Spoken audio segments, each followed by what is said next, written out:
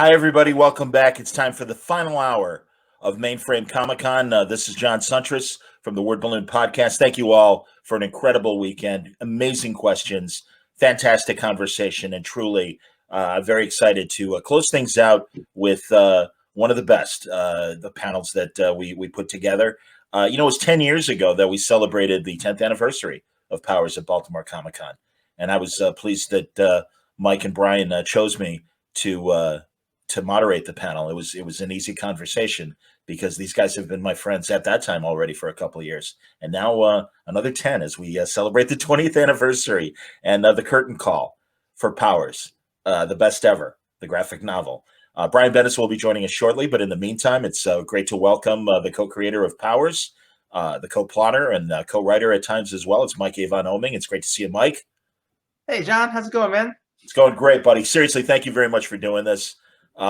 It's been an incredible ride with the con this weekend, but also, my God, 20 years of Powers. And really, Mike, how long, because you're the guy that's doing the heavy lifting, how long did it take to really come up with, draw the book and really think it out with Brian? It happened pretty quickly. Really early on, Brian and I just bounced back some ideas back and forth. I think I just drew Walker and Dina, and they both had dark hair. So Brian was kind of like a little too much like brother and sister. So then I changed one to blonde hair. And pretty much right from there, those are kind of the only designs or forethought that we really put into the book at the time. So we just went right into the script. But we kind of had a warm up thing with there was the Comic Shop News paper where we had Powers running in a short sort of prequel story in that newspaper as like an ad kind of thing, right? So that was sort of our practice story, and then we did the first issue. Okay, and welcome Brian Bendis to the conversation. Good to see you, buddy.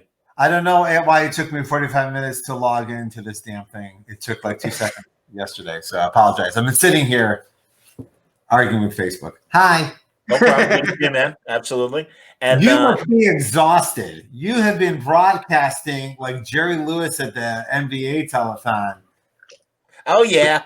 Really, like my feed is just full of notices of you. So what were the highlights? Well, I was dabbling in and out. I didn't get to see everything. Well, the last hour we had the Kingdom Come voiceover theater with George. Which you were excited about. And Susan. I know. I talked your ear off about it, and it delivered all these great, and truly, Brian, you were part of it as well, doing it on Friday. These great creator to creator conversations. I love those. I every time you guys were thanking me, I was like, no, it's my favorite thing to do. It is. I feel the best use of us, and it reminds me of when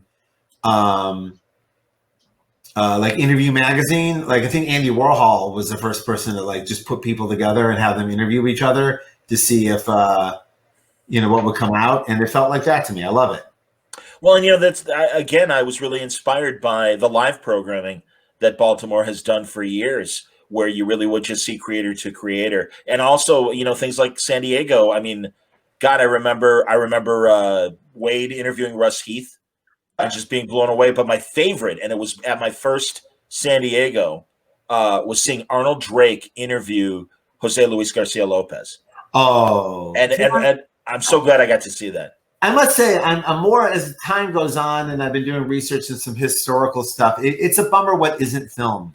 A lot of this stuff was just taken for granted at the time, and now I feel don't you wish we filmed every Jack Kirby panel? Why wasn't all of those filmed, And if anything, I was thinking about how we will, as garbage as 2020 is for everything and everyone and every concept, including the comic book business, at least we're going to have an outstanding record of it.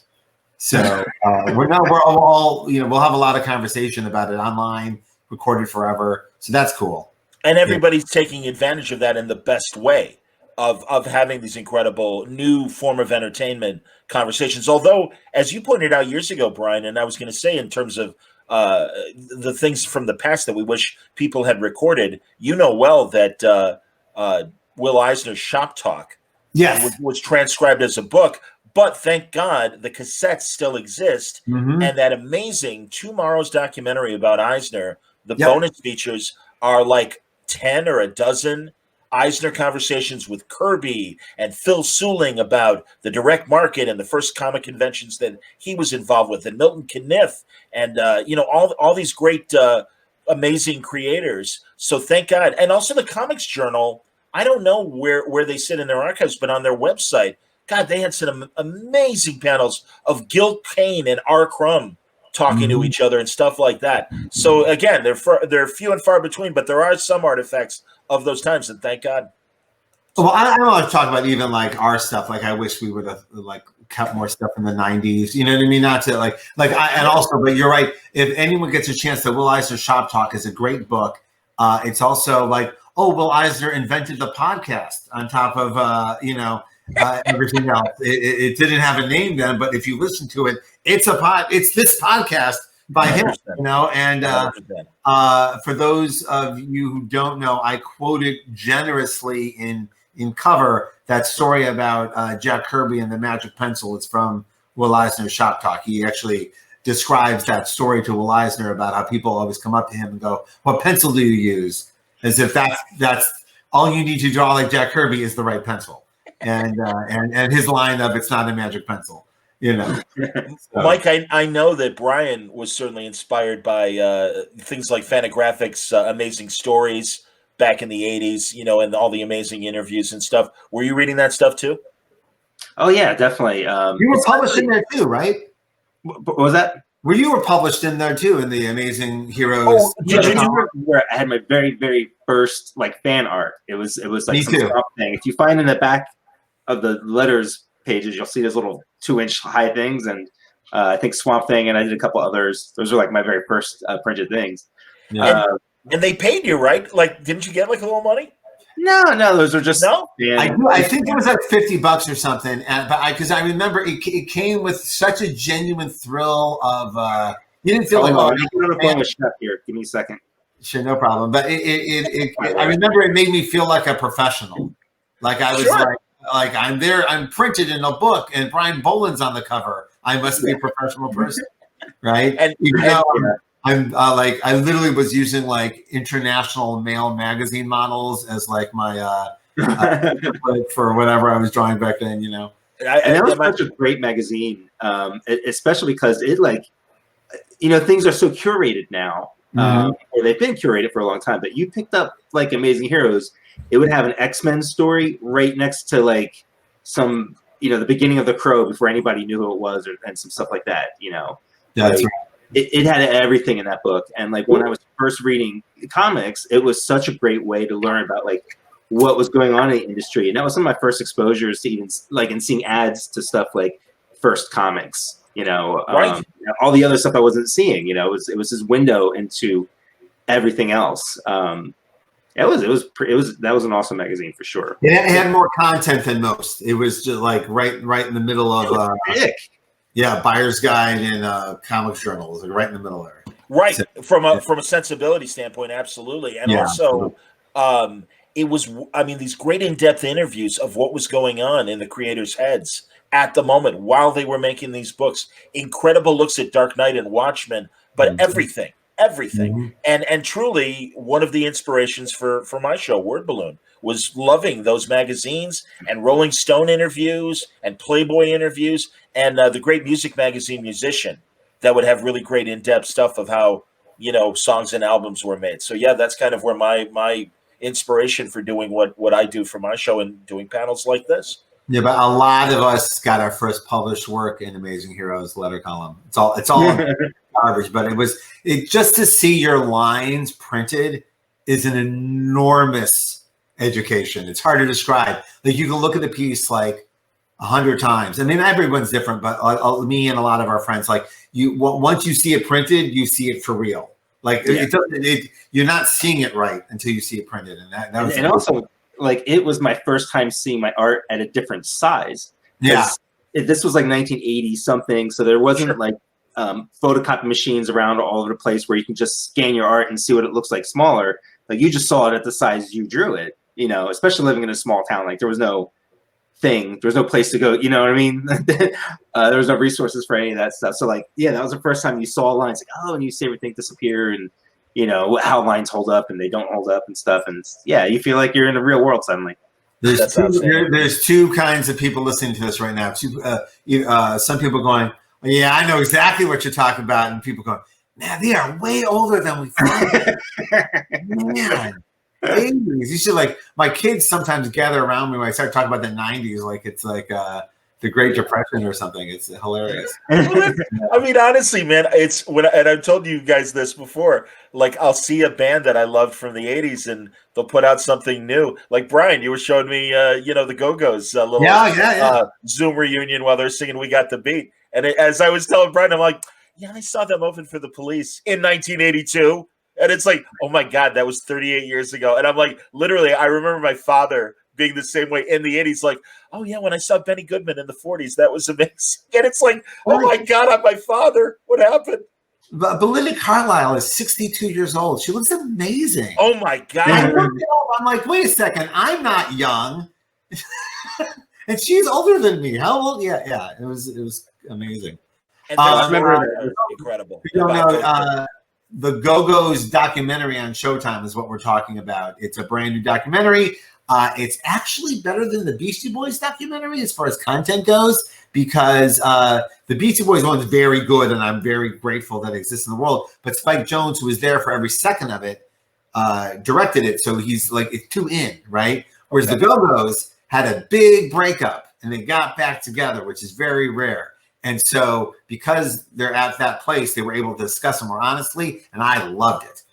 It was filled with stuff I didn't know. Well, and they lived that rock and roll lifestyle. I mean, again, when the videos were coming out, we thought they were, the precursor to the Spice Girls. And just, aren't they cute? They're having fun. And it's like, yeah, they're having rock and roll fun, everybody. Everything you thought Leonard Skinner and Van Halen were doing, yeah, the Go-Go's were doing it as well. That's right. No, but my favorite part of that documentary is when one of them goes to get their check, and they saw the bass guitarist's check was 90 times bigger than her check. And they go, why is her check bigger than my check? She wrote the song. And that was it. And that broke up the band. That was it. That all went to hell. Yeah. Oh, man. Spoiler. Yeah. All right. Sorry.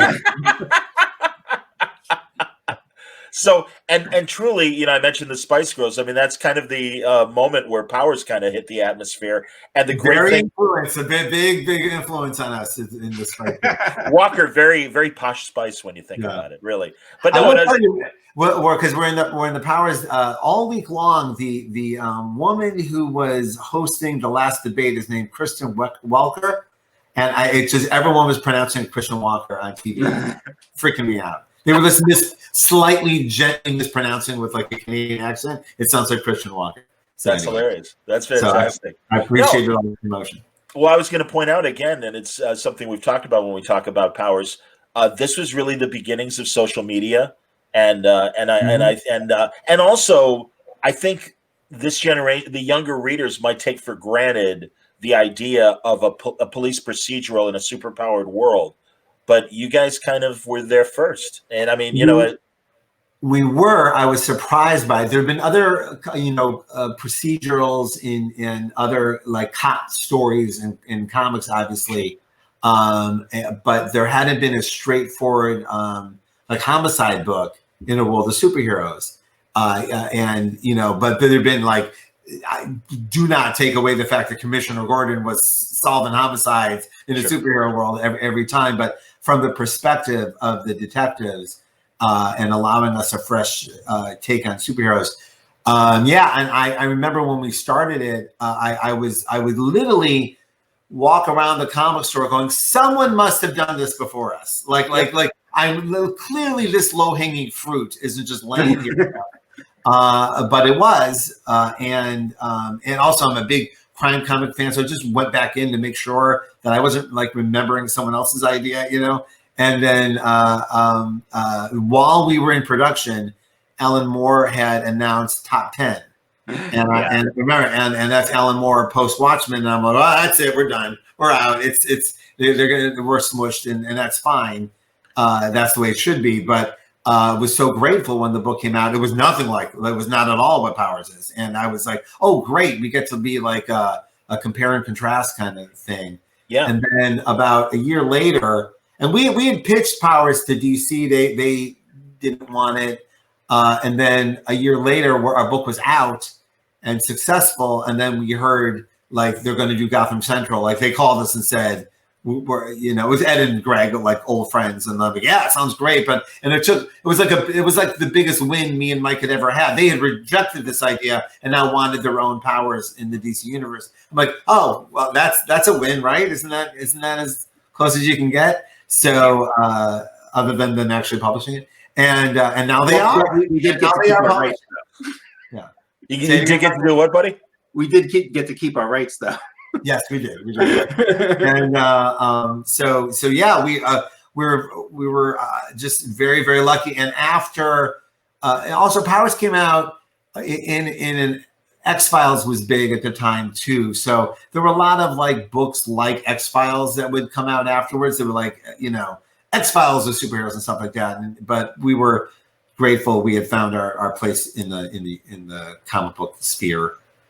Very grateful, actually. Sure. And also, again, you guys represented that second wave of Image. You know, there was the original guys, but it was like, you know, you guys were part, like I said, you guys and you know, a couple of years later, Kirkman with Walking Dead, but it really did seem like, yeah, like I said, the second wave. And again, as you say, that it's a creator-owned book, it gave you guys opportunities beyond the DC universe to tell different stories, to break some eggs along the way and get really gritty with the indulgences potentially of having superpowers. It wouldn't have worked as a DC book.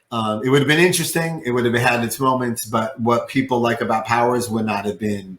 There would have been no mythology building. The hard R would not have been there. You know, even if it was for adults, it wouldn't have gone as, you know. We there are years there where you can tell me and Mike were like, how far can we push this? And that's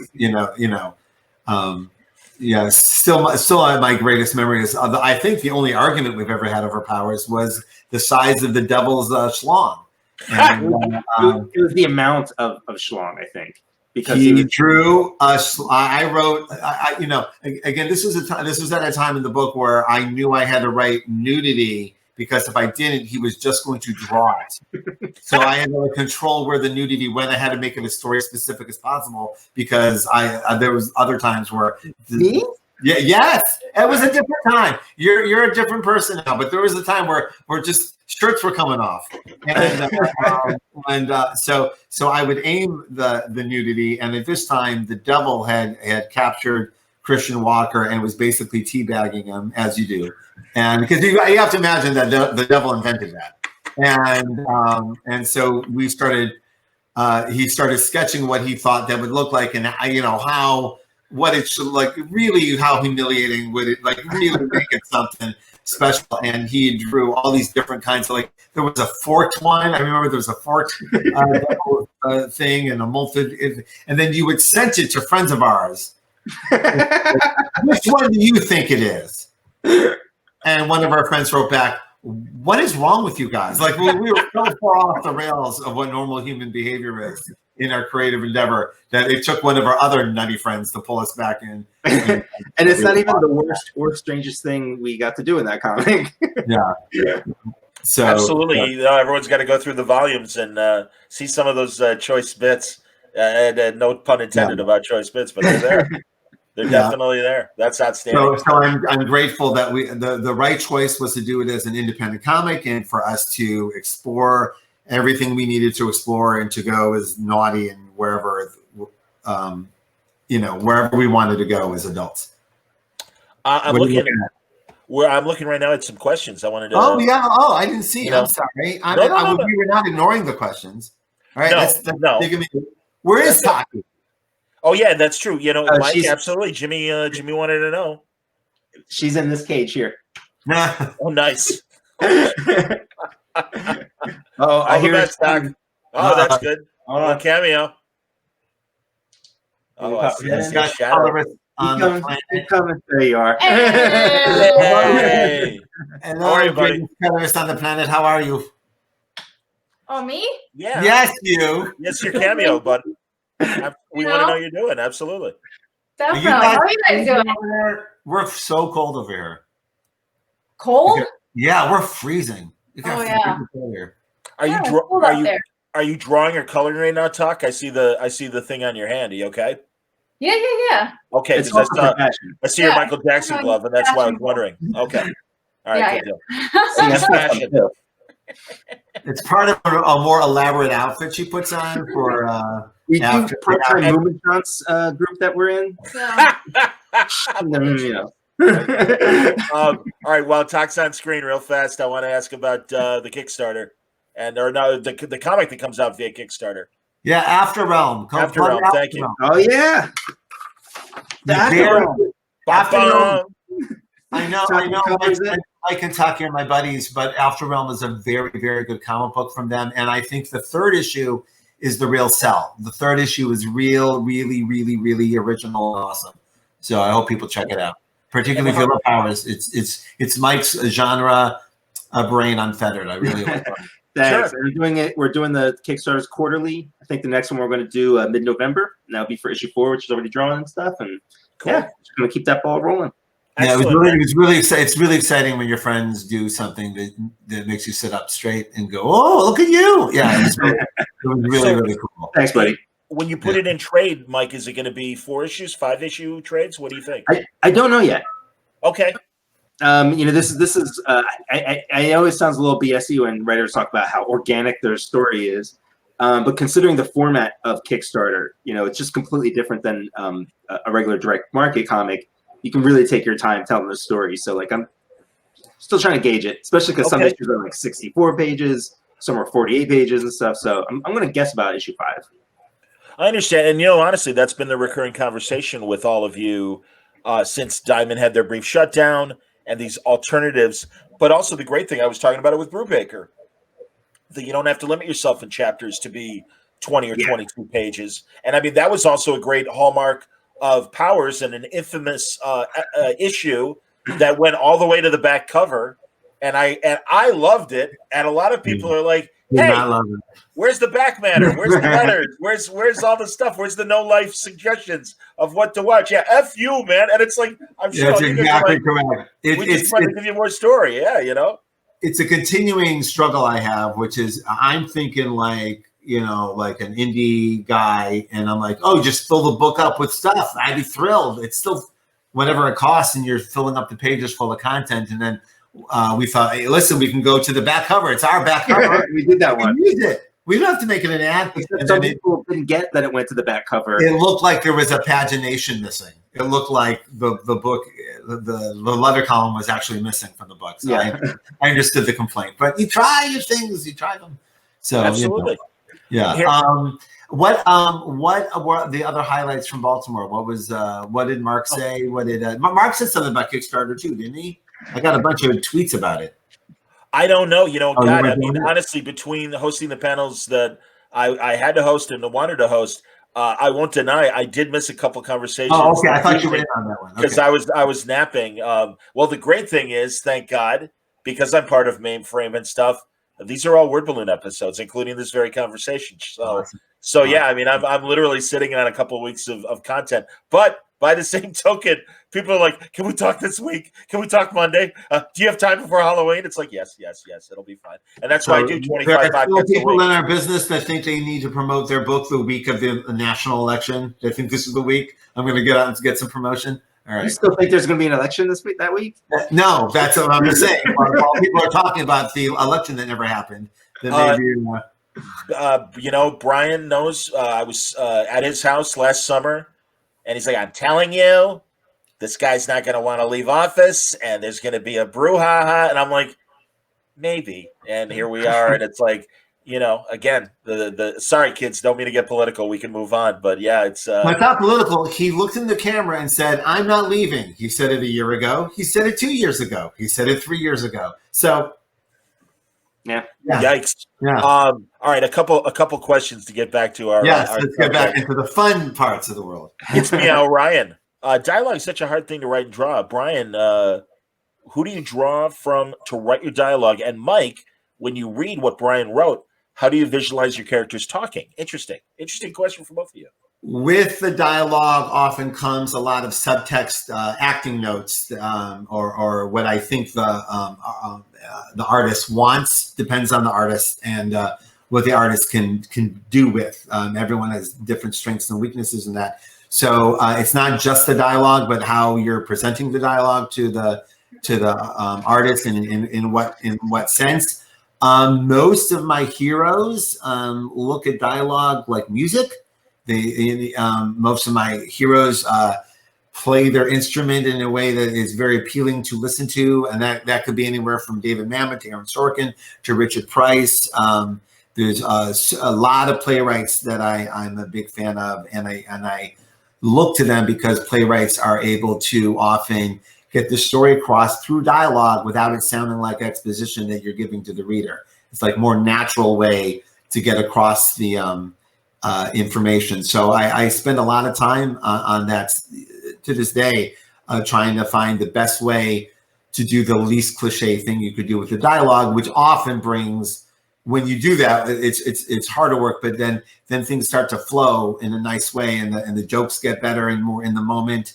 And that's another thing too, is I really spend a lot of time with the characters in the moment that they're in.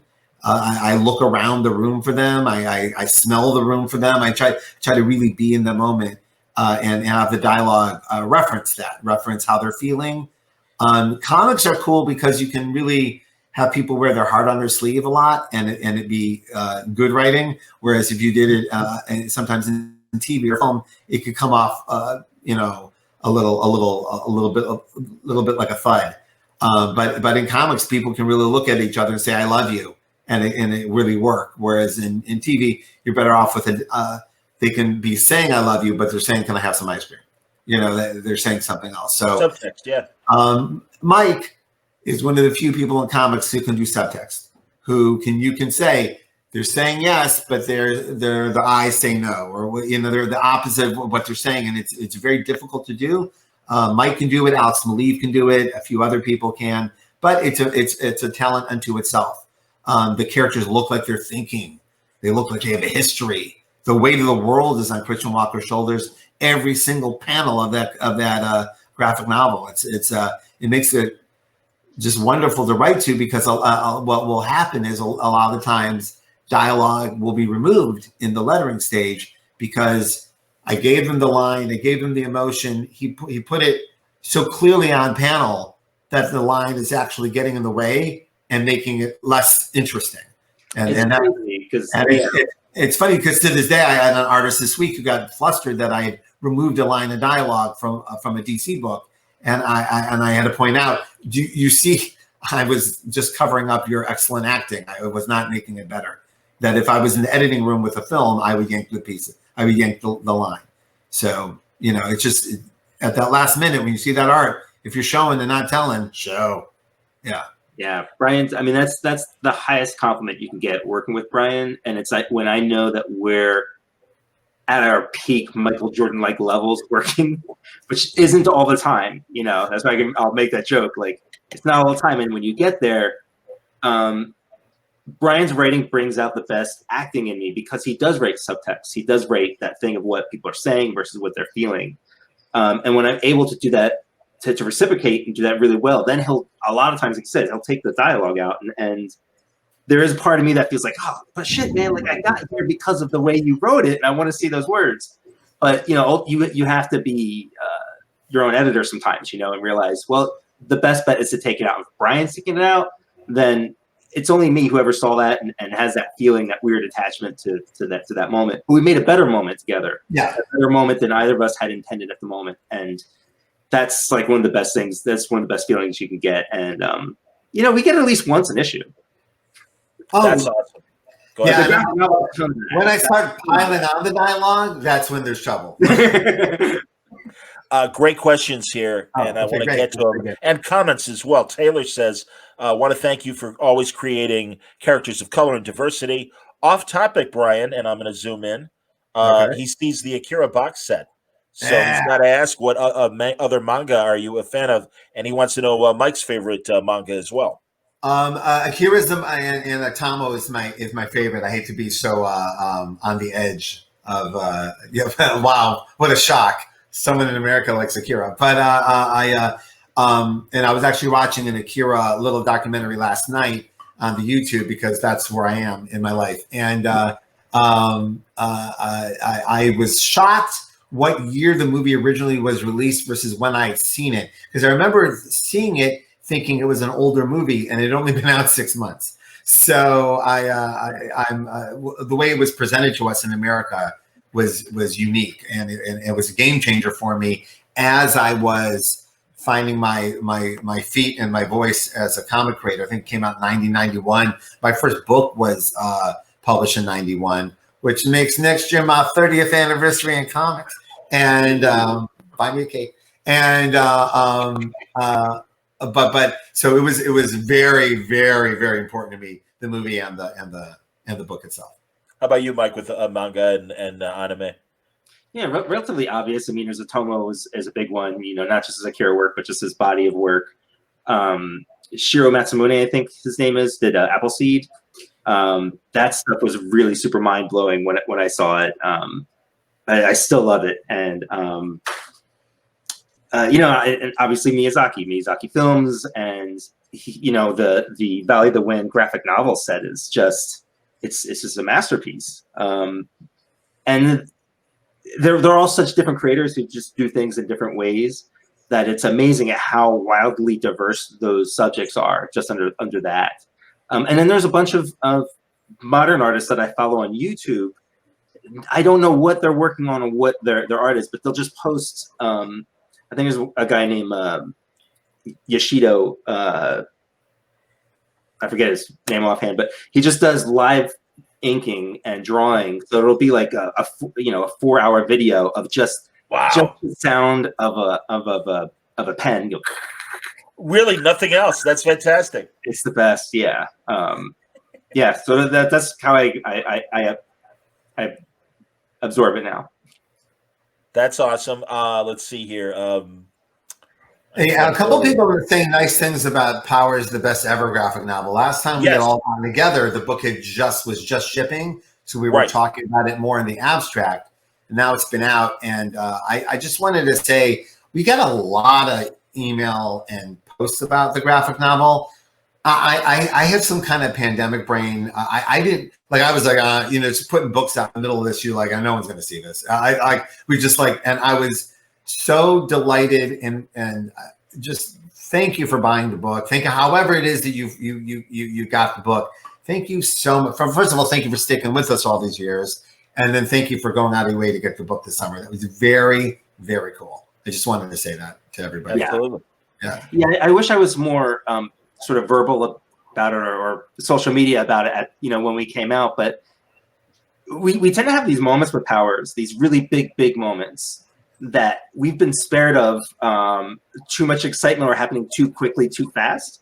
The television show happened after 10 years of movie deals that didn't quite happen, and then a pilot that didn't quite happen. So by the time we actually made the show, we weren't like, oh my God, losing our mind, right? And then with the end of Powers coming about, it was a very, very long process for a lot of reasons we could talk about. So by the time it came out, we had, really emotionally been through everything already. And then by the time it actually comes out, the pandemic's heading. So it really, really was a nice way to soften, the ending of Powers and stuff. Wow. But I do wish I was more verbal or just more out there on social media, really thanking people for the moment. It was just hard, You know what? I find I have this with Superman and Legion too. And you want to engage everybody because everyone's going out of the way to write nice things to us, and then you just feel like the world's burning. I don't want to read a bunch of victory lap while everybody's dying. Yeah, and then but at the same time, our job is to hang out and have fun and chill and make people forget about it for 10 minutes. So it's always this weird balance with me. I would just take these moments where I really feel everything's calm, like this moment, and we can all just take them in and say hi. But I'm sorry if I'm not as engaged as I used to be online. It's just very difficult to know what kind of energy is appropriate, or sometimes even when you're feeling it or not. But I would say for both of you, honestly, and truly, this has been the recurring conversation with all the creators I talk to. You could talk about making the donuts, or you could make the donuts, and you guys are making the donuts. And frankly, you are comforting a lot of people while you make the donuts, because I've seen the numbers.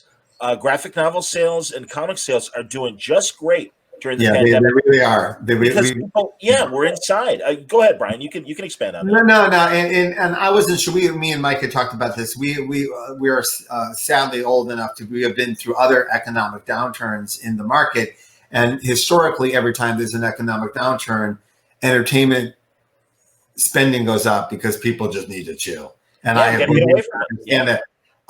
It's just for something because there's so much going on. Like we're in like 4 different reasons the world's gone to hell at once, and it's just hard to process that sometimes. So I wanted to say I'm having mental problems about it. I'm grateful that the readers are enjoying the work. That's why we're doing it. I had the same thing with Legion. We had this like crazy 44 artist Legion project that we put out in the middle of all this, and everyone was really enjoying it, and it was created to be enjoyed. And then I was like, I can't, I don't know, I can't retweet all this. It's just, you don't want to be, there's a debate going on. I'm like retweeting things about Ultra Boy. Anyway. No, and again, well, Mike, with you and Taki doing After Realm and then doing it as a Kickstarter and stuff, these other alternate ways of distributing comics and stuff. Any Brian, any thoughts on that? And Mike, obviously, you're doing well with the Kickstarter, going quarterly and stuff. So it's obviously succeeding in the way that I'm sure you guys had hoped.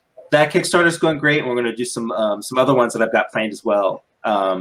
It's just a great way to put stuff out, and one of the things I really love about it is there's not the same sort of limitations that you have in the direct market. And I don't mean that in a wide negative way, but like, say you want to do, a story about turtles who are accountants, don't give it away. you probably won't be able to sell that in the direct market, but you'll find an audience on Kickstarter. You can do any sort of weird thing, or like there are other styles that I work in. Sometimes people have seen me do like the life drawing stuff with a flat pen. It's very different than everything else. I would love to do a book like that, but nobody in the direct market necessarily wants that from me, right? They want what they know from me, or something similar, not some crazy other thing. But I could do something like that there and not worry about it. So there's a nicer amount of freedom.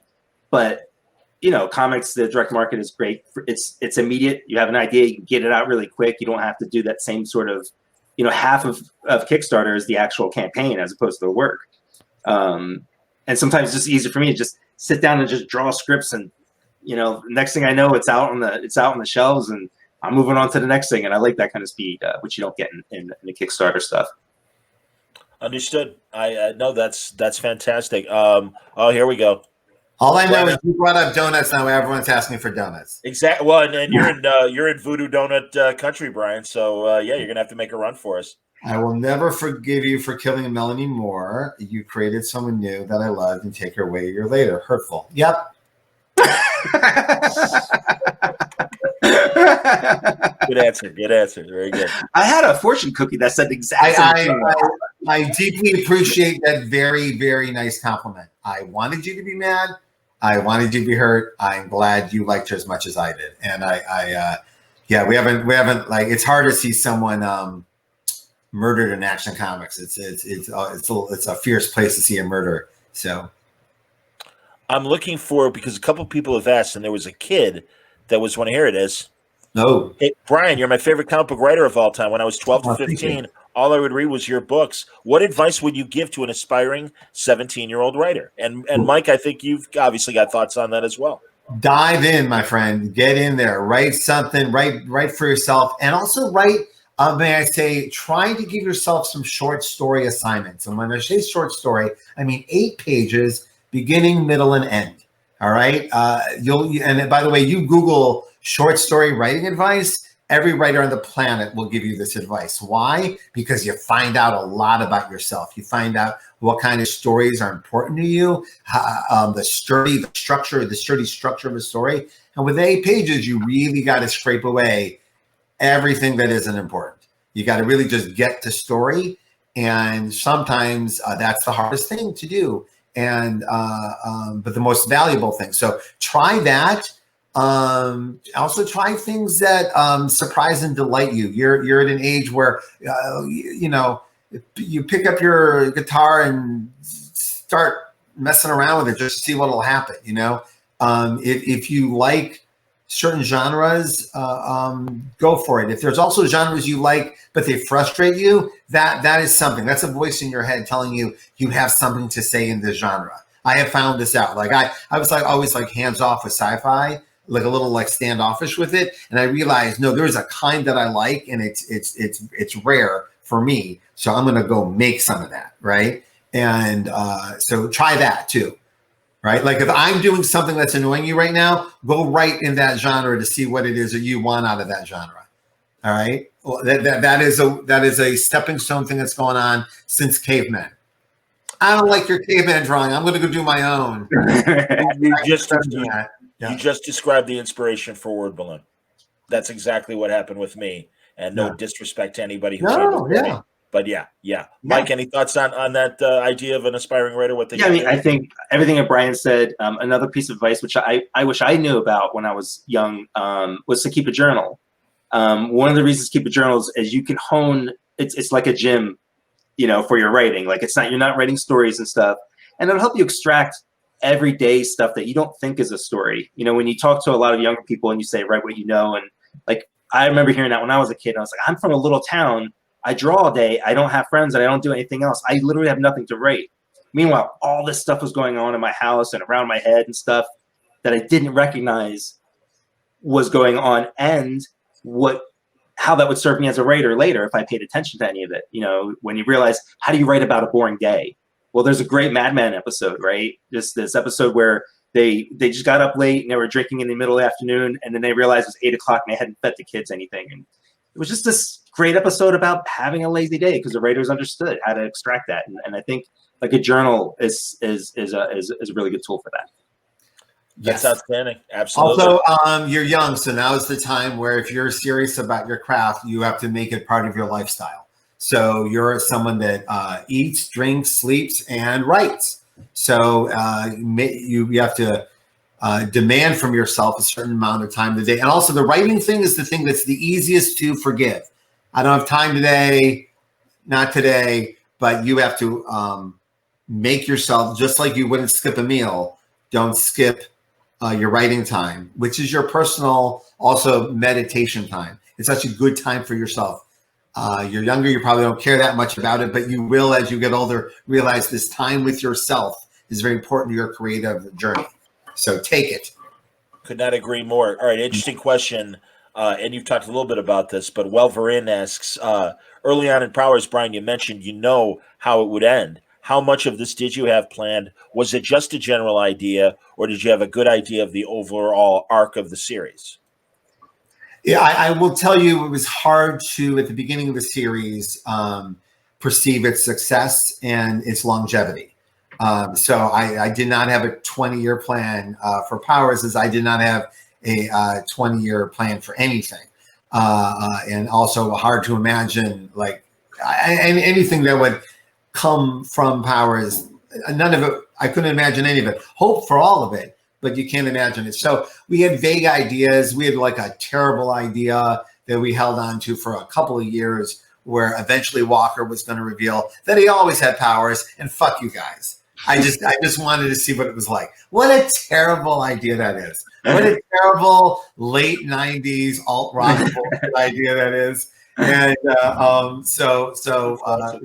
we had abandoned that. Like, I remember he goes to jail for murder. And then we had a whole thing where like Walker was going to get pinned for murder. He's going to go to jail. They're going to go, give me your belt. And he kicks the belt and goes, well, that was my drainer. And he flies away. And then, he goes off to the next thing. Yeah. So yeah, we didn't do that. That would have been terrible. So as I will say, around the time of the TV show, we started planning what this storyline would be. Like that. So I'd say about 5, 6, maybe even 7 years ago, this story started to plan itself. At the same time, Mike was doing the guts of what would be the flashbacks as a different story, as a different kind of story that he really, really wanted to do. I'm a big fan of when your partner comes up to you and goes, I really need to do this. I'm like, do it, go. And then when we saw the pages together, I turned to him and said, we could take these pages and apply them to the bigger idea and maybe elevate both ideas. And isn't that what a collaboration partnership should be? So that this was one of those good moments where both of us wrote a song. We came together and realized we both wrote about 3/4 of a song. So now we have a song and a half. That's awesome. Here's a great question from Bradley. Are there any characters that you wish you could have worked with more from previous story arcs of Powers?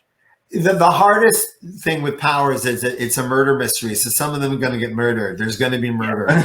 And also, they're cases. So not every character makes it to every case. So yeah, you do get to miss them. And and also I miss writing the TV version of them sometimes. Like even when we were putting together this, I could feel the influence of the TV show on the graphic novel, which was unique. I did not feel that before in other ways. Just the overall energy of Powers, like bearing down on one piece of story. Yeah.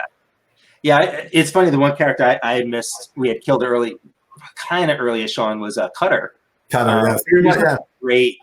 Brian writes the best asshole heroes. Like they're people you wouldn't want to hang out with because people are complicated, right? Like, but they'll do the right thing with good people, right? They just have bad personalities. Cutter, and in the graphic novel, transversely, his daughter is in it, and she's my new favorite character. I already miss her. I miss drawing her. She was a very stylish tweed suit, and her hair looked awesome and stuff. And it was really fun, and I miss her. It's weird. That one issue, and I'm like, shit. Well, that's why I've been hesitant to call this finale because we like new Detective Cutter so much that we think that there might be something there. But I would offer that it would need to be really something special for us to like, or El Camino, or you guys read my mind. That's what I was going to ask. Is there a Better Call Saul sideway, addition to what you guys have created in the Powers world? It's a high class problem, but me and Mike have a laundry list of shit that we were supposed to get to over the years, and we have so much we want to do and so much we can do. And then there's Powers that we love doing. And also, I love United States of Murder, Inc.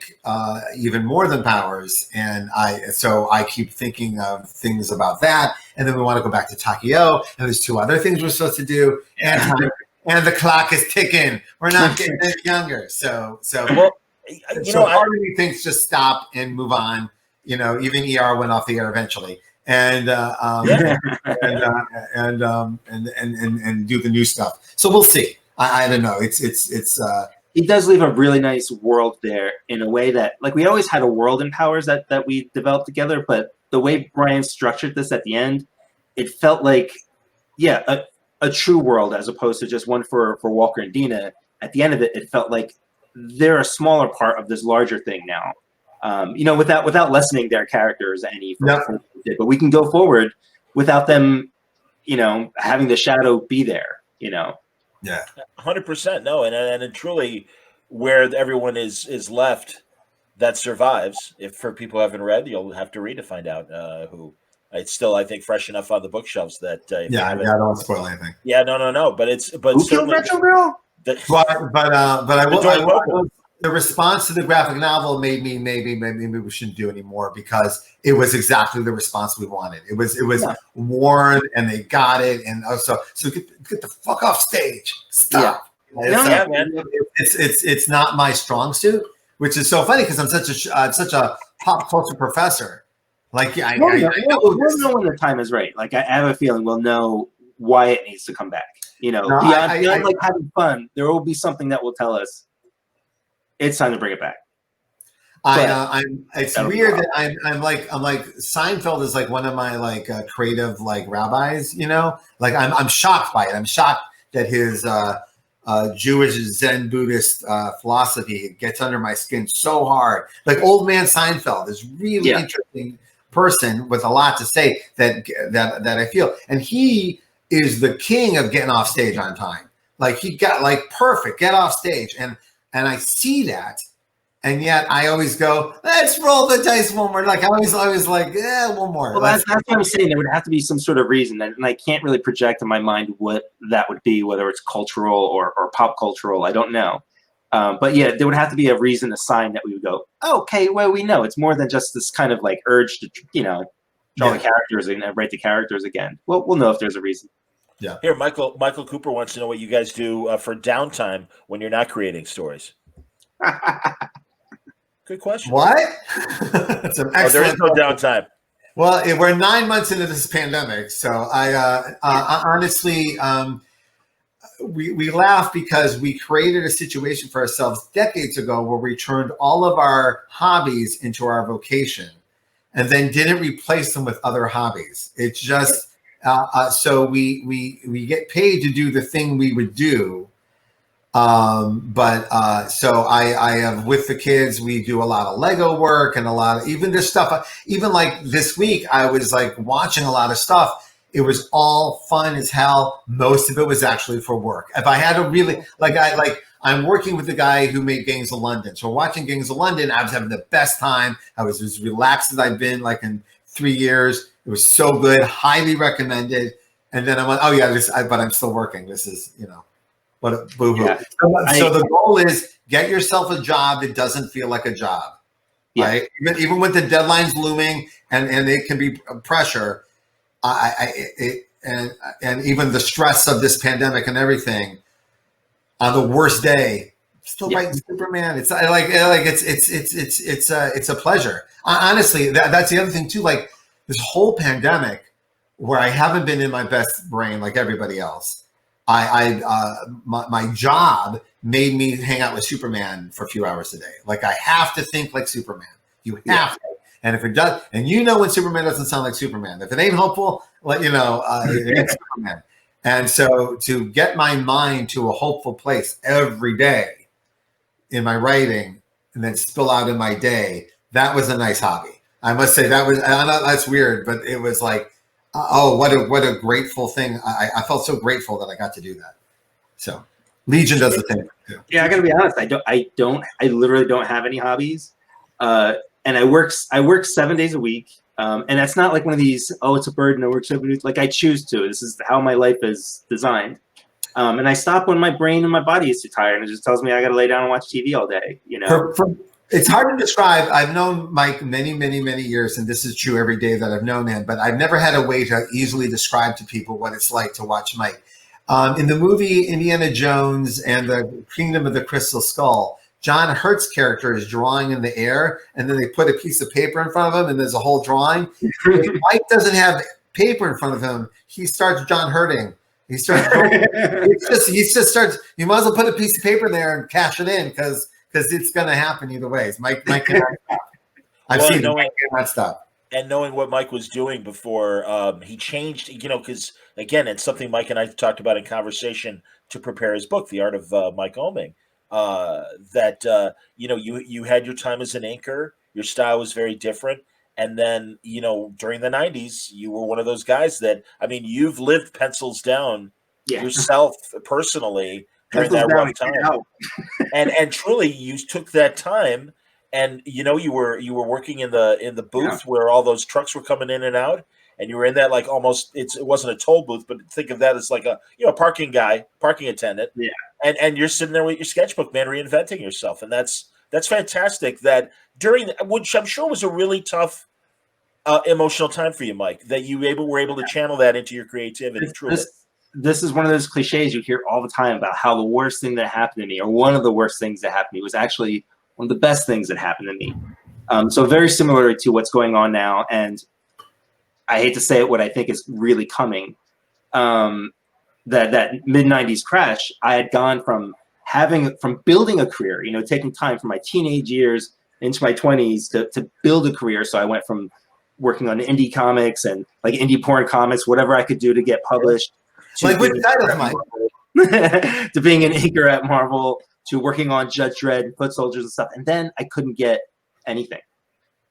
So long story short, I had to go get a regular job. Everything just dried up. The companies were going under, stores were going under, 50 people trying to get one job kind of thing.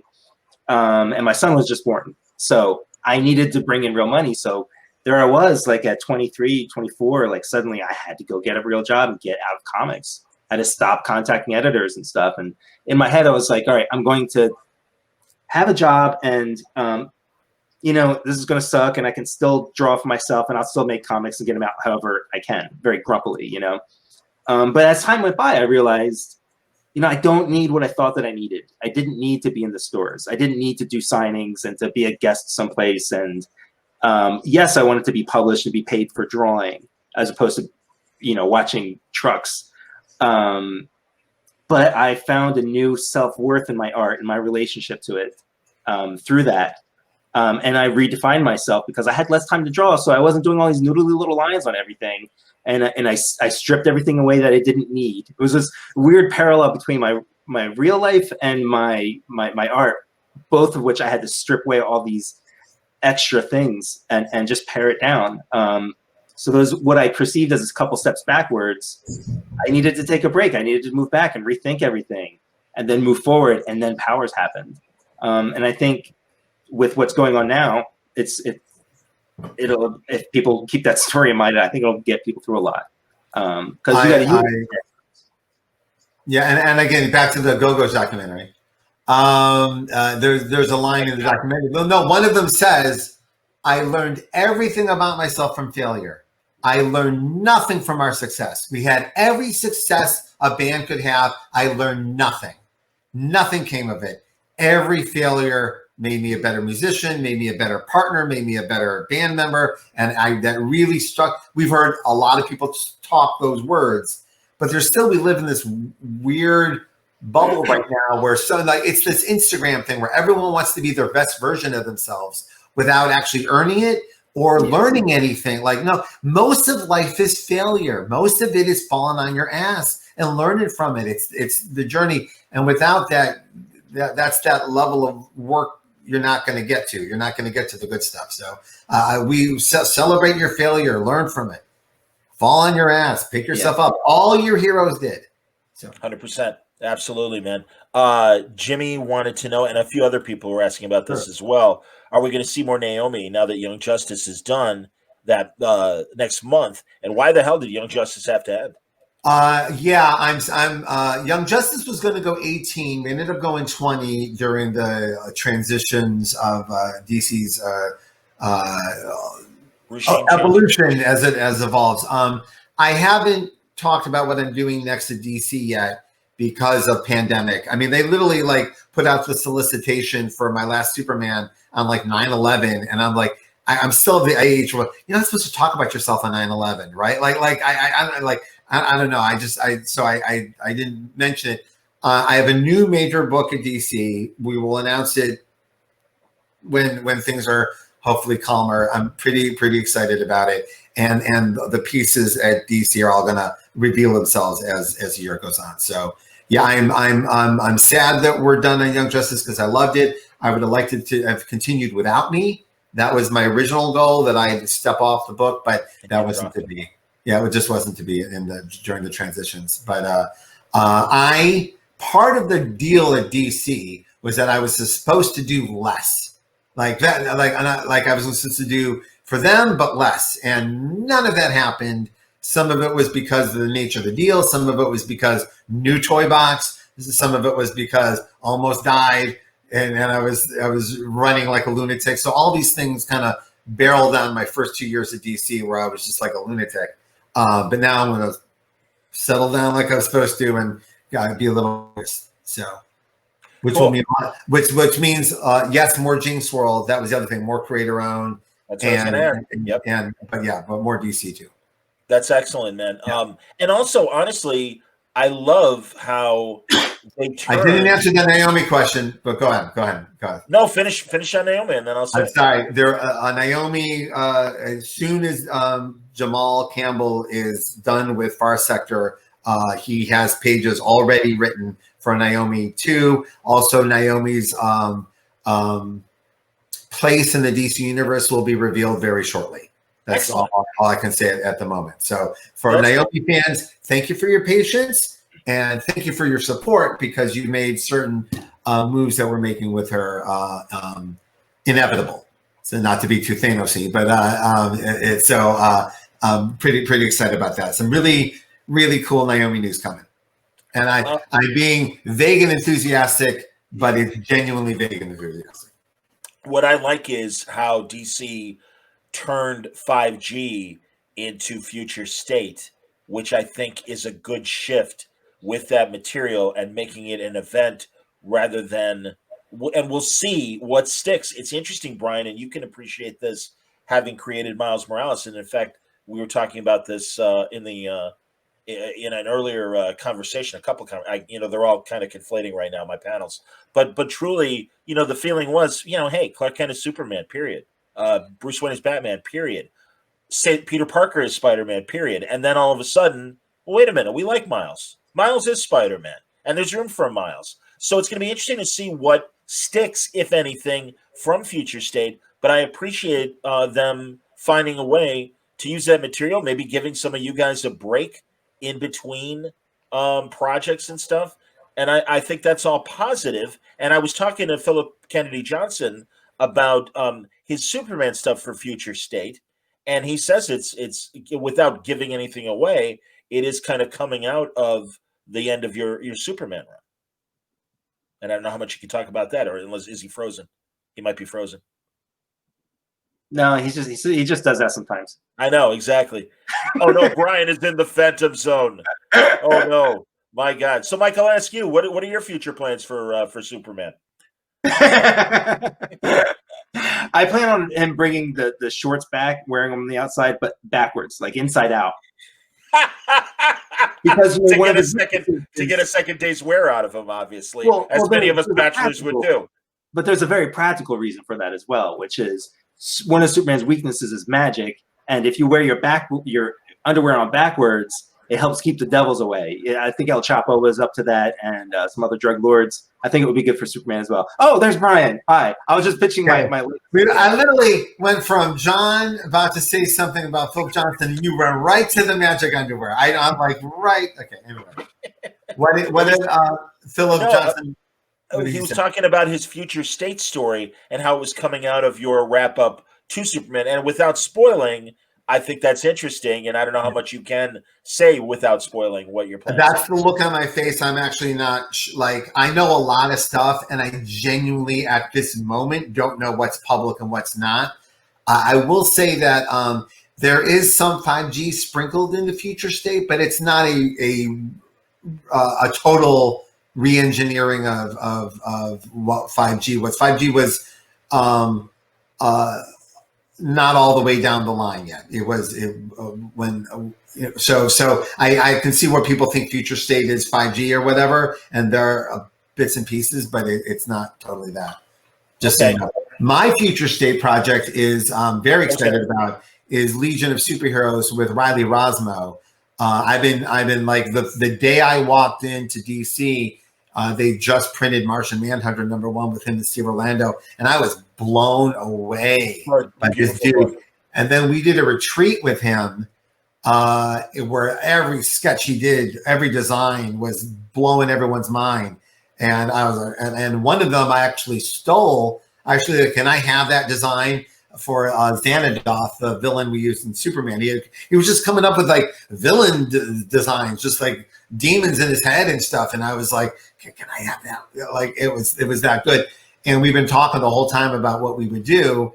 And then like him, like just tearing into Ryan Sook's world of Legion was really exciting to me. So we're almost done on those two issues. For those for Legion fans, just FYI, these two Future State issues are in continuity and consider them issues 13 and 14 of Legion of Superheroes. Honestly, this is if things were continuing in a numerical way, they would be. This is the move I'd be making. I would be doing a time jump and shocking you with what happened between Wow. issue 12 and 13.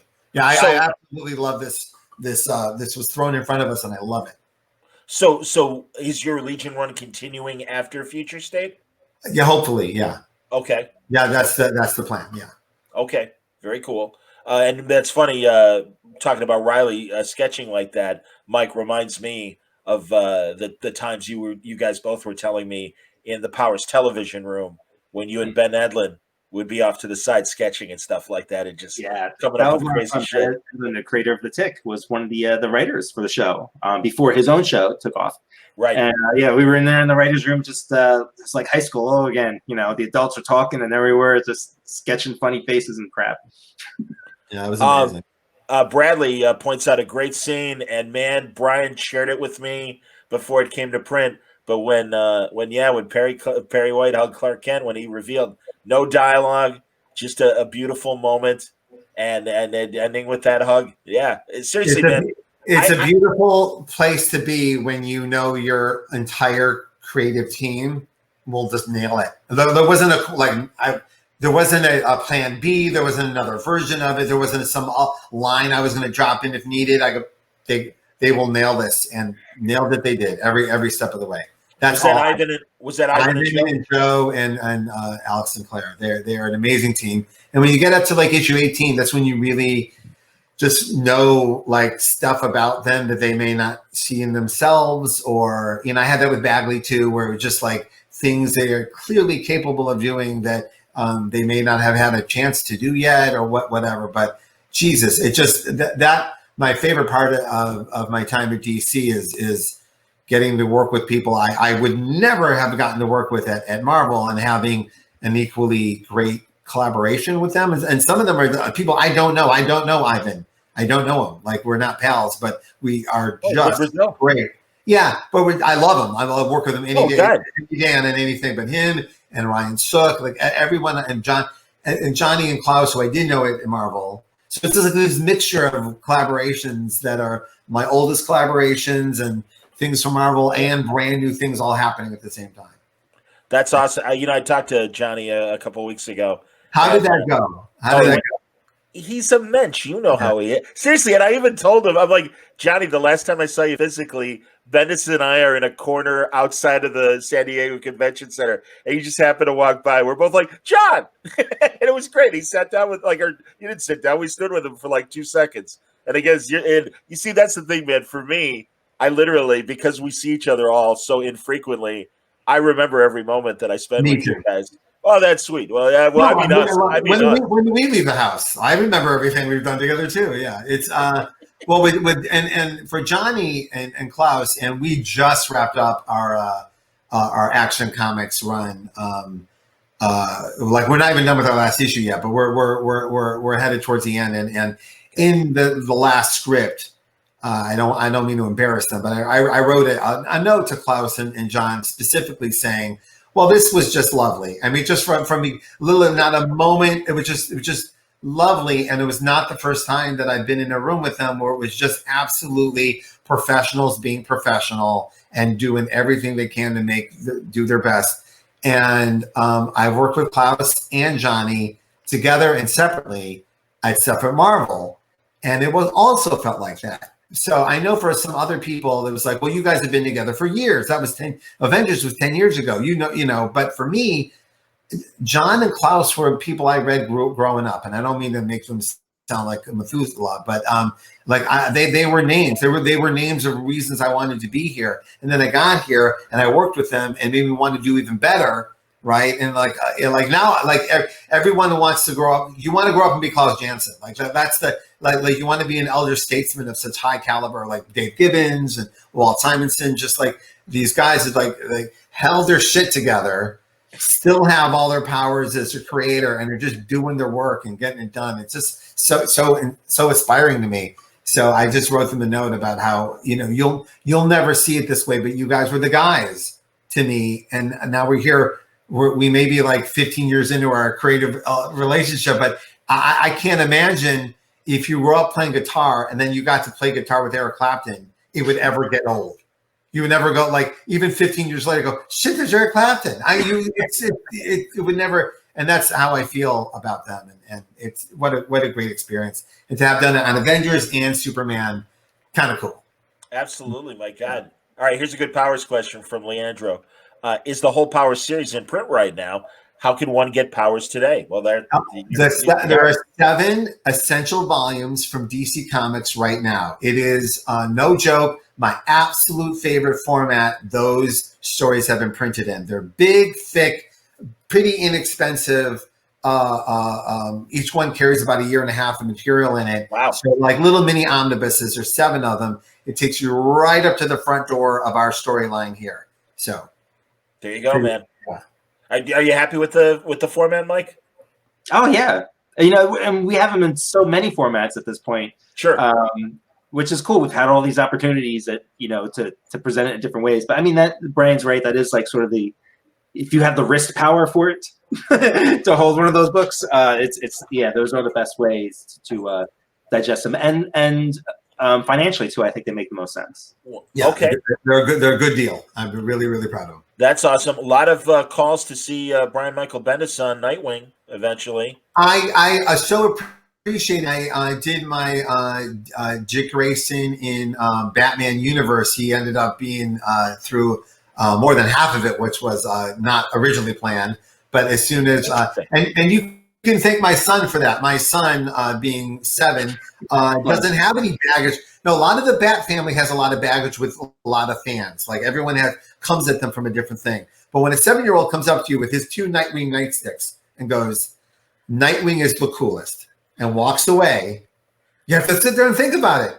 Nightwing is the coolest. You don't want London with those sticks, though, man. That kid is dangerous. I posted this on Instagram, but we went to the even though Halloween is canceled here, we went to the Halloween store to let them like pick out a costume. We're gonna do some kind of like scavenger hunt here at the house, which is the Easter. Yeah. But Halloween was big for us. John and Mike knows this, but we at our old house lived across the street from the Holiday House in Portland. So we would have we would have in excess of 5,000 trick-or-treaters. The last 8 years of our life has been 5,000 trick-or-treaters coming to our door. You think we're bullshitting? No bullshit. Lying down the street, and it was just in concert with our neighbor who had Elvis doing a live concert, hearses, stuff on the lawn, Thriller flash mobs. So we were all there just to accentuate the experience of our neighbor's amazing thing. So to my kids, Halloween is the #1 holiday. It beats everything. Britannica beats everything. And so it's a bummer that it's gone this year. So we went to the store and I said, pick out your costume. I'm not giving notes. Pick out whatever you want. And he came up with Ronin, which was, me and Joe. And and he goes, "Oh, Ronin, ninja swords." And I'm like, I win. Yeah, it was great. all those people yelled at me about Hawkeye. I win. Anyway. He was in a Green Lantern costume for Rose City Con the day you guys went. Yes, and I was with you and stuff. And he's like, "Can you help me out?" I'm like, "Absolutely, London. No worries, man." I'm like, "That's great." Yep. So yeah, man, and that's the great thing, man. I mean, obviously you guys are in the business. And so, it's like, no, this is, of course, you're going to feed into that love. And it's so, because I don't know how many creators, it's like, yeah, Dad makes superheroes, whatever. Actually, my funniest moment early in 2 months into the pandemic, he was talking to one of his friends on Zoom. And he said to his friends, like, "What are you reading?" And the guy's like, and the kid goes, "Oh, we're out of books." He goes, "What?" He goes, "You don't have all the comics?" Because he lives in a house with all the comics. Between Marvel and DC, I've got a lot of comics. To him, it's an unlimited amount of Young Justice comics to read. So when he literally just found out that other houses aren't like this. Oh, this is interesting. Ed wants to know your thoughts on vertical scrolling format. Both of you, I'd love to see what a Bendis oeming vertical scrolling, non-traditional page, non-traditional panel format webcomic would look like. Yeah, I can almost guarantee you're going to see something like that from us. We've been talking about it forever, and David Walker and I, as college professors, are a little obsessed with the infinite scroll idea that Scott McCloud and some other people brought up. So we've been toying with it. I do think there's going to be some format experimentation and changes that goes on in our business over the next couple of years. I think, by the way, in every entertainment medium, we're going to see some real surprising changes in how things are made and what they look like, and I comics included. So stay tuned. Yeah, I think the monthly format of comics is great, and I've loved spending my time trying to master it. But I do think that for a great a portion of the audience, it is a big pain in the ass, and in the way of making the art form getting to its next step. Yeah, evolve. Absolutely. Yeah. No, and I mean, it's easy with hindsight, but truly, because of COVID, because of the regime changes, we've seen it both of the big two companies. I'm like, and again, I don't mean this in a negative way, but I really do think that DC and Marvel were really stuck in that Wednesday Warrior mode for 20 years. And a lot of what's been exciting about comics has been happening around them, with the burst of the young adult line and all these other great success stories, both from a publishing and creator standpoint. And they realize that now. And unfortunately, COVID has kind of forced them to evolve. Well, and even like just COVID aside, and the marketplace aside, releasing Powers as a full graphic novel was very satisfying, like deeply personally satisfying to myself. Mike, did you feel the same way?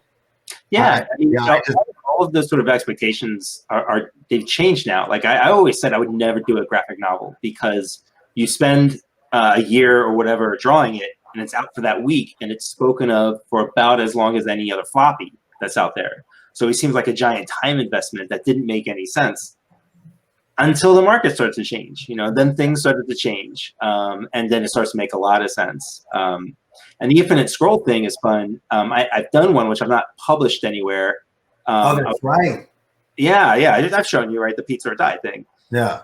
And, at first, it was tough because like it is a very different kind of storytelling than panel to panel stuff. But when you kind of break that code and you find that new kind of rhythm, it's really fun. It's really fun. The only real challenge is like that formatting thing. Like I would always have trouble doing it purely in the infinite scroll thing, knowing at some point I would want to do this as a book. I'd have to reformat and move things around and stuff like that. So that would always be a little challenging. But yeah, I mean, I don't want to say it's the future in America, but I mean, the infinite scroll comics, like webtoons as a platform, it makes us look like we don't exist. So whether superhero comics go that way or they just find another format, we'll see. Understood. But, I mean, a comic is a comic, Yeah. It doesn't really matter how it's delivered. Totally. No, absolutely. Guys, but what COVID did that was interesting. Again, I'm not talking about the devastating part. We're just talking about. I'm not ignoring the devastating part. I'm just trying to like not think about it for 2 seconds. Sure. But it was interesting how people it has altered people's relationship to their entertainment. It is solidified some people's relationship to their entertainment, while other people have reinvented their relationship. We, from the day the lockdown happened up until like 3 hours ago, someone has been tweeting at us, I just binged everything. I just read all of this, and it is such a warm, phenomenal feeling that we would, as authors, did not see coming. But it's everything you'd ever wanted, right? It's your work to last and to age well, or mostly. And so again, all of it was done in the moment, so you don't know how it's going to age well. You don't know what world you're writing it into, right? Well, the world it changes, and you're writing into it. So it's fascinating to experience this with everyone. I love it so much, and I don't know how to describe it without sounding like like an entitled douche. It's just such a wonderful feeling. It is. It's just wonderful. It's such an insane thing. Like you plan for success. Like, let's not lie. Like, every time you do a book, Yeah, of course. you think you're going to fail, but you have certain reasonable expectations. And our creator-owned book lasting 20 years was not amongst those expectations. I don't know what we thought. Even when we knew it was going to go on for a while, if you had said to us 10 years in, you'll get another 10 years, you're going to be doing this in another 10 years, and you're going to end on a high note. Like, really? That sounds like a little, like, am I in the Matrix now? Am I being fed that perfect steak? It's a little too good. No, they did a great sketch on Saturday Night Live last night about four friends going to a fortune teller. And the sketch takes place in 2019. So the fortune teller is like holding her hand, and it's Kate McKinnon. She goes, "You're washing a bag of potato chips, and you're yelling, 'Not enough soap.' Why?" I don't know. This is over. Like, it's just these little bits of how our life is now and how we're entertaining ourselves. It was a great sketch. That's outstanding.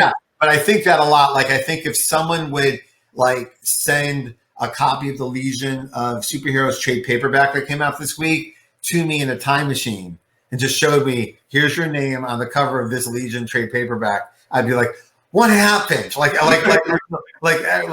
2015 when I'm working on Miles Morales and blah blah blah. Like, what? Yeah, everything about it. And then I turned to the back cover and see the skinny picture of myself and go, yes. I understand, man. No, and again, no, and it's interesting, Brian, because really at the very beginning of the pandemic, we had a conversation, and you were really cheerleading in terms of, look, we know it's going to be tough times, but this is when the most creative ideas sometimes come, as Mike said earlier as well. I'm still waiting for that, but yes. Yeah, but now, something I understand. But again, these shifts that all of you and all of us in creative fields have had to make, again, we wish that circumstances were better, but it really, in the back of our heads, even in our most depressed moments, made us go, all right, adapt. We gotta figure out how to do what we do well and do it under these circumstances. And I'm glad that it isn't, a block for you guys to churn out stuff. I mean, or whatever. It takes longer to get to the good stuff. I say this not to freak anybody out, because I know I'm like a little writing machine, and so I want to be very clear. It is almost everyone we know. It is very hard to sit down and write funny, hopeful stuff when I'm here in Portland, and sometimes literally stuff is on fire. Yeah, and Rome is burning. Absolutely. Yeah, and I don't know how it's going to end. And I literally wrote a book about Portland burning, and I don't know how it's going to end. So so what's been interesting to me is that we all have a philosophy. It's an Elmore Leonard philosophy. Sit your ass down and start typing. Right? It's not like the water don't come out unless you turn on the faucet. That, however many ways he has said it. So I do that, and I'm always amazed that I ended up getting pages done at the end of the night, because it feels like one letter at a time, one word at a time, and it's not usually how I go. But then at the end you go, oh, I got 6 pages done. I think it's such a weird feeling. And I'm only saying that because I know a lot of people are feeling this way, and I feel it should be normalized and not shamed in any way. Absolutely. We are all under severe mental stress, deep mental stress. I think that the only lucky thing that happened to me throughout this is that I've been through this once before when I almost died. Like, I had been through a creative mental stress. So I made some choices for myself based on that first thing that I brought into this pandemic that I'm very grateful for, that I was like, all right, I know what to do here. I know. And part of that was, if for the other writers and artists who want to know, it was, I focused very strongly on what kind of energy was going to be in my work.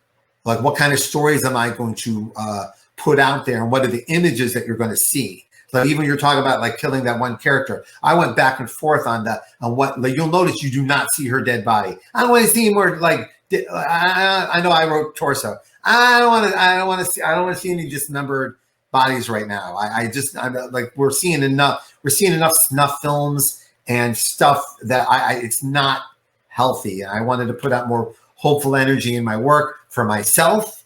And that was the right choice. So if you find yourself in a creative blockage of some sort, it may be energy. It may be what kind of story are you telling? And I had a couple of instances in my life that were not related to this, where I kind of found out that there is creative energy in the world. And I know I sound like a big giant Portland hippie. I'm okay with it.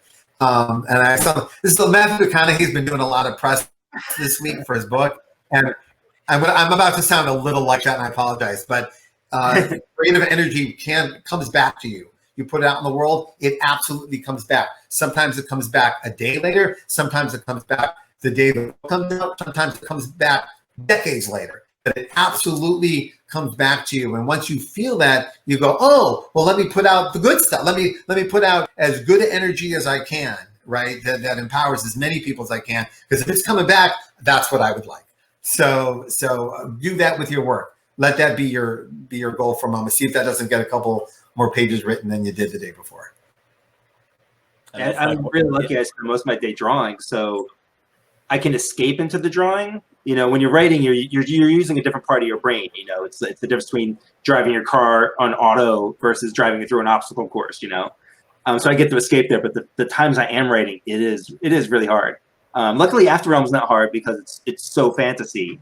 I'm writing a conspiracy satire book, which I had planned long before like this last couple of years. So it's triply hard. Like I'm doing stuff now where I've got like the layout from Victor Santos who's drawing it, and I'm I'm lettering it, not for print, but lettering it so that I can see things like in its almost finished form, because it's that hard to concentrate and to find the tone. And you know, as the world gets crazier, it's really hard to write a crazy satire book when the world is always getting like more and more insane. You know, I miss irony. Irony was one of my favorites. I can just draw it. Yeah. I'm glad you're working with Victor Santos. My God, I love Polar. I love Filthy Rich, the thing he did with Azzarello. I'm such a fan. He's been on Word Balloon once, and it sounds like in the near future I'll have an excuse to have a good conversation. Hey, JB says he goes to the bathroom and may I say that is a legitimate way to get to where you need to go creatively. I just read a very short book by one of my heroes, John Cleese, who I ended up mailing a copy to a lot of people, because it's a lot like On Directing Film by David Mamet and a couple these like very short books. It's almost a pamphlet because he gets right to the point. And it's called Creativity, and it's mostly about allowing your brain to let go of everything and play. And if you really think about it, every time you've done that, that's when the good stuff happened. So allow yourself the time, but most adults won't let it happen, you know, because we're adults and we need to think adult thoughts. But if you go ride your bike or go play Candy Crush on the toilet and just stop thinking about whatever it is you're thinking about, there comes the good stuff. It happens daily for me. Every time I go, oh, it happened again. Wow. It's as amazing to me as any function my body does. It's just I'm stunned that that's what it takes. That you can't just go this many years into your career, you can't just flip the switch to the creative part. You have to do this whole song and dance and build to it. But he relates that children are creative constantly because they're almost constantly in that state of play. And that's where you need to be. So anyway, read the book. I think it'll allow a lot of you to free yourselves from what you think is work versus what work really is. Mike, and also if you're stuck, really just start writing. Just write. You know, you're not building a shed where like if it's gone wrong, it's going to fall on you and you're going to get hurt, or you put all this physical effort into the thing. Like if it sucks, you can get rid of it, or maybe you'll have one part of it that's really good. You know, just throw it out. But just write it and throw it out. Just get it out of your system. Do it. Well, and to build on what Brian was saying about Cleese and creativity, I remember an actor's studio with one of our favorite creative people, the great Mike Nichols, from stand up to his directing, and he said the same thing. And he said it was so hard to explain to producers and studio executives how important downtime is, and to let your brain relax and do nothing, and that's when the good stuff creeps in. So it is not surprising. And Cleese is a man who has explored cognitive thinking for years. So I've heard about this book, and I'm glad you're reminding me of this. No, I bought it digitally, so I was reading it, and I may have been reading it up with a British accent because I was loving it so much. And because I love his voice. I mean, I know almost everyone on the planet does. I deeply love his voice, and I was so shocked when the book was over. I was like, "Oh, that was it." I really thought that was the first chapter, and it was over. It was such a great book. The next time we're on the Word Balloon platform, because right now I'm at Baltimore Comic Con, I'm going to have to show my 3-minute conversation that I did with John Cleese this summer, a meet and greet opportunity. I know, dude. Again, and truly, folks, a free advertisement for Cameo and Fameo, because I also did one with Jamie Farr, which was amazing. Well, I didn't do it, but Jamie Farr answered us. But you got to do this meet and greet with Cleese. He released this like 45-minute, just him sitting on his couch telling the same stories we've heard a million times, but it was great. And then part of the package was, if you wanted to spend a little more money, you could do a meet and greet for 3 minutes with John Cleese. So I got to ask him questions, and it was so incredible. And I'm like, God only knows what's going to happen. I love the man. I certainly don't wish him any ill health, but this might be my only chance to speak to John Cleese, especially in these crazy times and given his advanced age. And thank God I did it. And I really am. I'm so pleased that I did it. I think a lot of us are feeling that about. I mean, we have a job where we get to travel a lot, and also is that if there was one thing about our jobs I took for granted, it was how much travel that was just offered us, right? And now that it's over, probably for a while, I am so grateful that we got to do so much traveling, and I got to show my kids so much of the world. Yes. I am so grateful for it. And the reason I brought it up is that literally, I think the last concert I saw was John Cleese in person. It was me and Kevin McGuire went to see John Cleese. We went on a date to see John Cleese, and we almost didn't do it just because life's so busy, blah, blah, blah. But we forced ourselves to go, and I was so glad. All those things that I didn't have time for, and I shoved them in because I just wanted to experience it. I'm so grateful for them now. That's awesome. Mike, any last travel or concert opportunities that you're like, oh, thank God, before things got stupid? I haven't traveled for years. I miss Atlanta. Don't you miss Atlanta? I was there a lot more than you. Humid. Hilarious. I understand, guys. I'm happy to talk for another 7 hours because normally. I was gonna say, and also, I know it's like dinner time. I'm making you guys miss dinner time probably. So thank you so much. My kids are in bed. There you go. Well, you got to get up early. 4:30, like an elderly man should. That's true. Exactly. Early bird special. Did we miss any good questions? Did we miss any solid? When is Ginny Hex back? Ginny Hex has a one shot coming out from our friend Mags, and it is really. And Gleb, it is really, really good. I can't wait for you to see it. It's a one-shot Ginny Hex created by myself and Nick Darrington in the pages of Batman Universe. So we're thrilled to see her get the light of day. Any plans, Brian, to write a Wonder Woman story? Yes, but I'm not taking over Wonder Woman. That's kind of those trick questions from I know there's some there's a little speculation on what I'm taking next, and some people think it's Wonder Woman. It's not.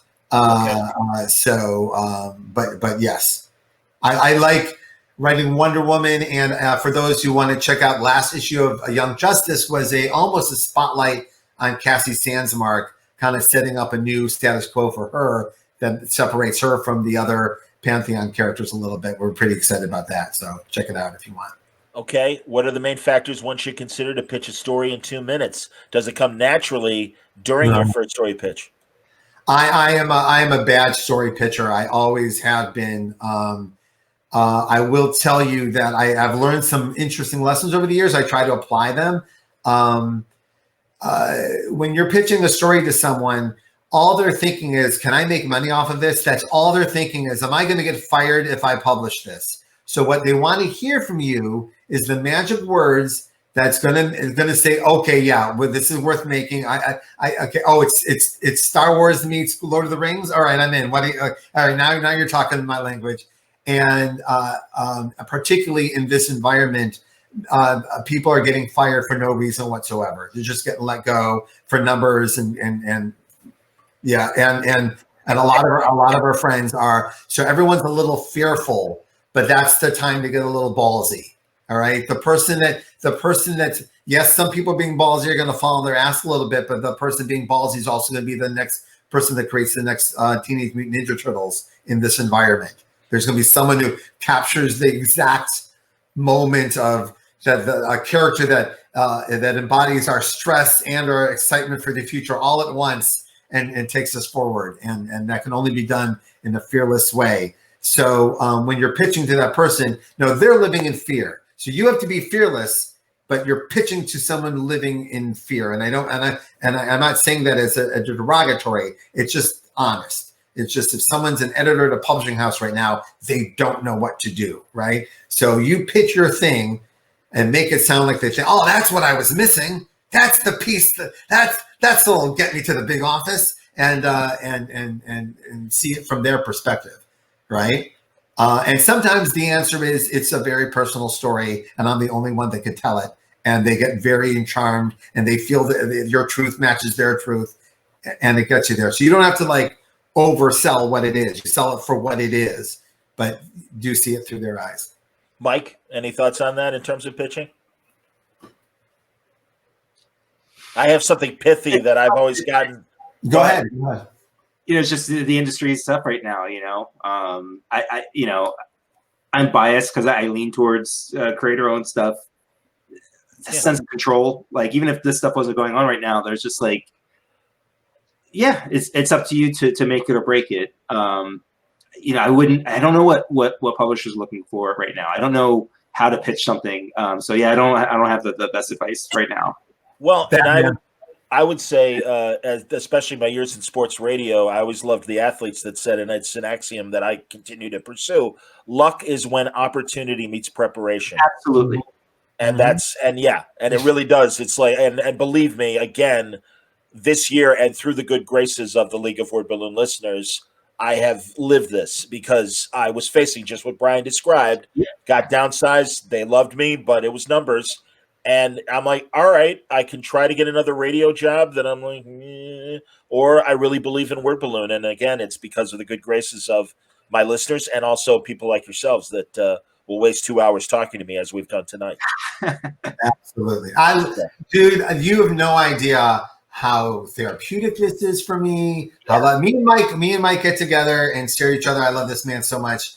It's lovely to talk to you guys.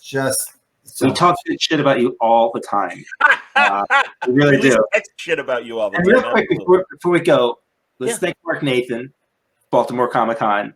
Mark, do it. Me up with my first, when I was doing the first time I did Baltimore Comic-Con, I think it was the first year. It was the first year that Powers came out, and I had my very first line ever at a con at Baltimore Comic-Con. So thank you, Mark. Yes, thank you. And we're saying thank you because this is the man comics as long as we have, and he has wrestled through every single struggling thing that's happened to the East Coast.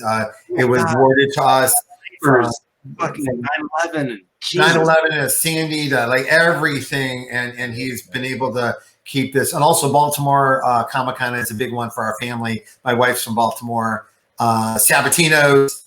And so we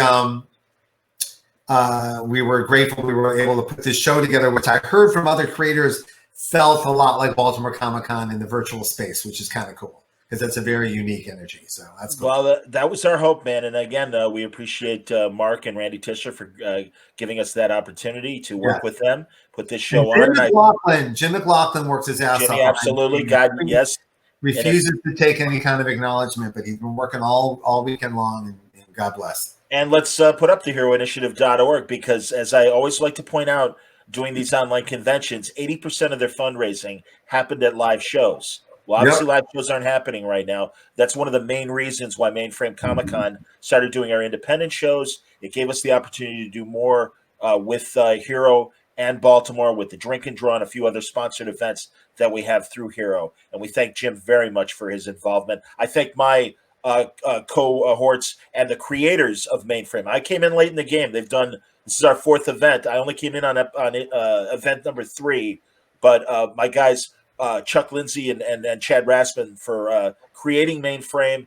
And all I can say is we're not done. I mean, we're going to take a little time off, but you'll see more events virtually through the good graces of Mainframe Comic-Con. So we thank you all for paying attention and enjoying our content.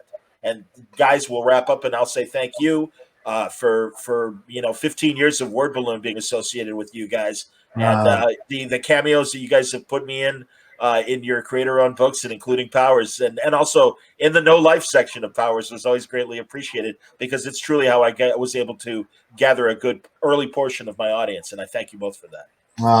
Amazing.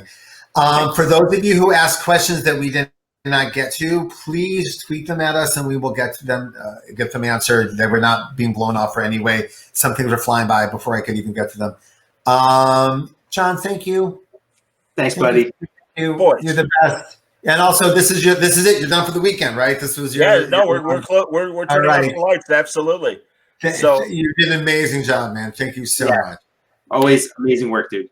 Well, you guys are really kind. It was all adrenaline because of making it easy, because of you guys being my friends all, and again, the great panels that everyone did. So thank you guys. Be well. Also, there's a lot of people saying some very sweet things. Thank you very much. I'm feeling your very nice energy over there. Thank you very much. Awesome. Absolutely, man. No, very cool. And I'm doing these, and everyone is saying absolutely stay safe. Yes, it is indeed. It's a good way to go out. Oh, thanks, man. Thank you, Jimmy. I appreciate that, and everyone else that said really kind things about what I do in the chat. Really, greatly appreciated, guys, and really good comments. All right, everybody, stay safe, stay happy. See you on the Twitter. Stay healthy, and if you missed any panels, BaltimoreComicConLive.com. They will live there, and we're also going to be chopping up the streams into individual shows. So keep all that in mind. And what are the highlights? You got recently you had Walt Simonson. That was a big one. Yeah, Dean Haskell had Walt, Howard Chaykin, Bill Sienkiewicz and Dennis Cowan talking. We had you and Jerry Conway talking. We had Dave Gibbons and Tom King in conversation today. Do you think I annoyed Jerry? Do you think I annoyed him? No, quite. No, honestly. I know it was a thrill for both of you. Seriously, you both and it was Jerry. A thrill for me. I don't know if it was a thrill for him, but no, he's like, oh no, I really enjoyed talking to Brian. So no, I already got feedback and everything. Okay, good. So, absolutely, it was so on the edge of Chris Farleydom. I was good for like a half an hour, and then as soon as we hit Justice League 200, but that was a great, that was a great tangent, and that's exactly the kind of thing I hope for Word Balloon and what Mainframe hopes for with these panels. So there you go. All right, Mike, we're going to talk for the next After Realm with you and Talk, obviously. Sure. Absolutely. All right, boobies. Always good. Thanks, everybody, for watching. Yes, stay safe, stay happy, stay healthy.